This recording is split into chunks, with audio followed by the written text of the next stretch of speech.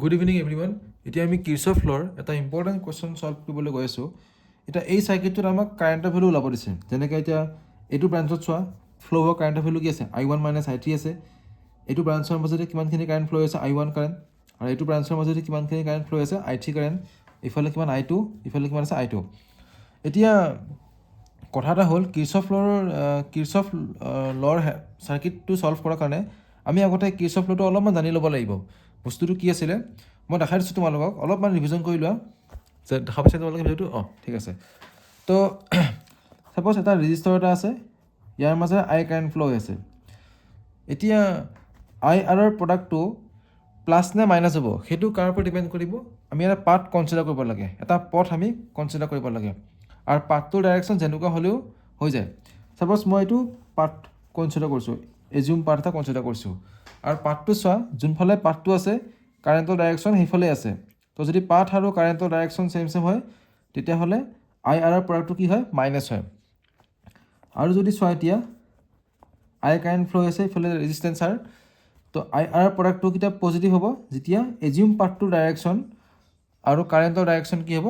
Opposite হ'ব। তাৰপিছত আমি জানিব লাগিব EMF চাইনটো কেতিয়া পজিটিভ বা নিগেটিভ হ'ব। যেতিয়া পাথটোত আমি এজিউম কৰিম যদি পাথটোৰ ডাইৰেকশ্যন বেটাৰীৰ পজিটিভৰ পৰা নিগেটিভলৈকে হয় তেতিয়াহ'লে EMFৰ চাইনটো কি হ'ব? মাইনাছত আহিব। আৰু ইয়াৰ যদি উল্টা হয়, ডেট মিনছ যদি নিগেটিভৰ পৰা পজিটিভলৈকে আহে তেতিয়াহ'লে EMFৰ চাইনটো কি হ'ব? পজিটিভ হ'ব। আমি এইখিনিয়ে ফৰ্মুলা ইয়াতে এপ্লাই কৰিম এতিয়া। হ'ব? তো আমি পাথ কনচিডাৰ কৰি ল'ম। যেনেকৈ এইটো কি হয়? এটা ক্ল'জ লুপ হয় নহয়? এটা আমি বন্ধ বৰ্তনী সদায় ল'ব লাগে। এতিয়া চোৱা, ছাপ'জ মই নাম দিলোঁ কি ABC নাম দিলোঁ, ABC। তো ABCA এটা কি হয়? ক্ল'জ লুপ হয়। আমি এই ক্ল'জ লুপটোত আমি কিৰ্চফ ল'টো এতিয়া এপ্লাই কৰিম। তাৰ কাৰণে আমি এটা পাথ কনচিডাৰ কৰিম। আৰু চোৱা, চাৰ্কিটটো কেনেকুৱা আছে? ট্ৰাইংগুলাৰ ফৰ্মত আছেতো। চ' আমি পাথটো ট্ৰাইংগুলাৰ ফৰ্মতে লৈ ল'ম। যেনেকৈ এইটো বুজিলা এতিয়া? হ'ল, সহজ হ'ল। তো আমি এইটো লৈছোঁ ডাইৰেকশ্যন অফ পাথ। এতিয়া আমি চোৱা, তো পাথৰ ডাইৰেকশ্যন আৰু কাৰেণ্টৰ ডাইৰেকশ্যন কি ছেম আছে। চ' চাইনটো কিহত আহিব? মাইনাছত আহিব। তো আমি কি লিখিম এতিয়া? Minus I1 minus I3। So' minus যিফালে I1 মাইনাছ I3 ইনটু 4। এতিয়া চোৱা, পাথৰ ডাইৰেকশ্যন আৰু কাৰেণ্টৰ ডাইৰেকশ্যন কি আছে? ছেম আছে। চ' মাইনাছতে আহিব। Minus 2 I1 plus I2 minus কি হ'ল? I3। এতিয়া চোৱা, এই পাথটোৰ ডাইৰেকশ্যন চোৱা আৰু কাৰেণ্টৰ ডাইৰেকশ্যন কি আছে? ছেম আছে। চ' এগেইন মাইনাছতে আহিব। Minus I1। এতিয়া চোৱা, পাথটো চোৱা, বেটাৰীৰ নিগেটিভৰ পৰা ক'লৈ গৈছে? পজিটিভলৈ গৈছে। চ' চাইনটো কি আহিব? প্লাছত আহিব। +10 = 0। এইটো আছিলে Kirchhoff voltage law'. So' sum of voltage around a close loop is 0 আছিল। এইটো কিৰ্চফ ল' আছিলে, কিৰ্চফ ল'ৰ ছেকেণ্ড ল'টো আছিলে। এতিয়া আমি এইখিনি ব্ৰেকেটখিনি অন কৰিম। -4I1 হ'ব। যে মাইনাছৰ মাজে কি হ'ল? +4I3 -2I1, এইটো -2I2, মাইনাছৰ মাজে কি হ'ল? +2I3। এইখিনি ছল্ভ কৰিব এইটো পালোঁ।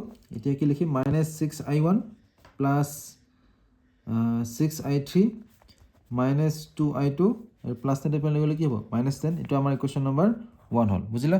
এতিয়া আমি চোৱা, আমি কোনটো পাৰ্ট ল'ম এতিয়া? এইটো ছাপ'জ পাৰ্ট লৈছিলোঁ আমি ফ্ৰম দ্য লুপ ABCA। হ'ব?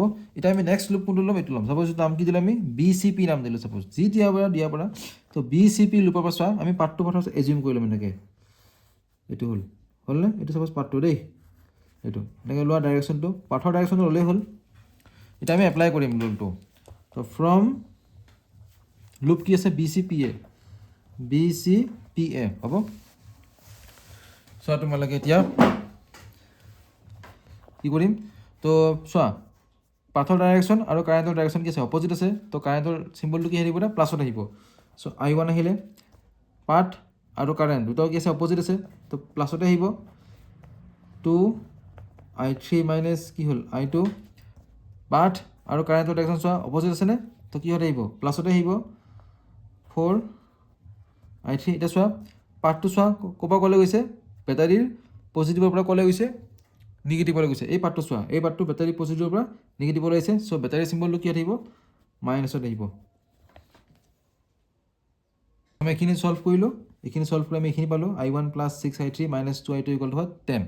এতিয়া আমি দুটা পাৰ্ট ল'লোঁ এতিয়া চোৱা আমি কোনটো পাৰ্ট ল'ম এতিয়া আমি অভাৰঅল চাৰ্কিটটো ল'ম এতিয়া চোৱা এই গোটেইটো বি এ ইয়াৰ ছাপ'জ নাম দিলোঁ কিবা ই দিলোঁ B A E P B এই লুপটো আমি ল'ম এতিয়া আৰু এই লুপটোৰ কাৰণে আমি ছেম পাৰ্ট ল'ম চোৱা এনেকৈ ল'ম ছাপ'জ চোৱা পাৰ্টটো এইফালে লৈছোঁ এনেকৈ লৈছোঁ এনেকৈ ল'ম আৰু আমি এনেকৈ লৈ ল'ব পাৰোঁ এই পাৰ্টটো আমি হ'লনে তাৰপিছত এইটো হ'ল ডাইৰেকশ্যন অফ পাৰ্ট এনেকৈ কৰিলেই হ'ল আৰু নিজৰ সহজকৈ কৰিলেই হ'ল চোৱা পাৰ্ট ডাইৰেকশ্যন আৰু কাৰেণ্ট ডাইৰেকশ্যন ছেম আছে কিহত আহিব মাইনাছত আহিব তো লিখি দিব লাগিব ইয়াতে আমি ফাৰ্ষ্টতে লুপ কোনটো হয় চ' B A E P B লুপৰ পৰা চ' মাইনাছত আহিব -4 I1 মাইনাছ কি হ'ল I3 পাথ আৰু কাৰেণ্ট অপজিট আছেনে এইটো বাদ দিয়া এটা ৰেজিষ্টেঞ্চ নাই তো পাথটো চোৱা ক'ৰপৰা ক'লৈ গৈছে বেটাৰী পজিটিভৰ পৰা নিগেটিভলৈ গৈছে তো ইয়াৰ চিম্বলটো কি আহিব এতিয়া মাইনাছত আহিব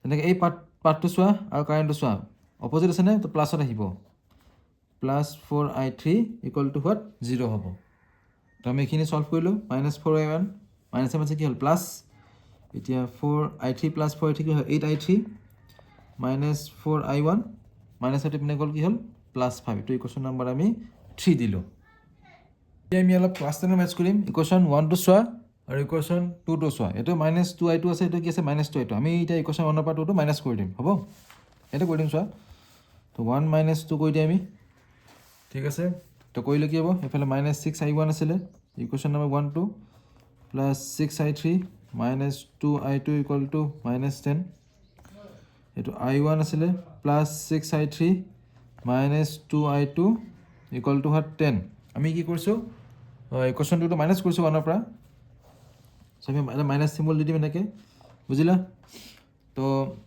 এইটো কি হ'ল মাইনাছ কি হ'ল প্লাছ হৈ গ'ল এইটো কেঞ্চেল গ'ল থাকিল কি -7 I1 থাকিলে এইটো অলৰেডি এইটো কেঞ্চেল গ'ল 6 I3 কেঞ্চেল গ'ল যাব ন কেঞ্চেল গ'ল তো -7 I1 ইকুৱেল টু কি হ'ল -20 হ'ল তো বহুত ছাইড মাইনাছ আছে প্লাছ হ'ব এতিয়া তো I1ৰ ভেলু কি হ'ল 20/7 তো আমি 20/7 কৰিলোঁ 7 2 = 14 60 7 8 = 56 তো 2.8 এম্পিয়াৰ I1ৰ ভেলু কিমান ল'লে 2.8 এম্পিয়াৰ চোৱা I1টো 2.8 এম্পিয়াৰ ওলাই গ'ল এতিয়া আমি I1ৰ ভেলুটো পুট কৰি দিম ইয়াতে ইকুৱেশ্যন নম্বৰ 3 তো কি ওলাব এতিয়া I3 ওলাই যাব এটা মই কৰি দিছোঁ দেই এইটো তোমালোকে নাৰ্ভাছ হ'ব নালাগে জাষ্ট কৰি যাই থাকিবা I1ৰ ভেলু কিমান আছে 2.8 ধুনীয়াকৈ কৰিবা পৰীক্ষাত নাৰ্ভাছ নহ'ব দেই এইটো কুৱেশ্যন অহাৰ চান্স আছে একদম নাৰ্ভাছ নহ'বা জাষ্ট কৰি গ'লেই হ'ল তো 2.8 × 4 11.2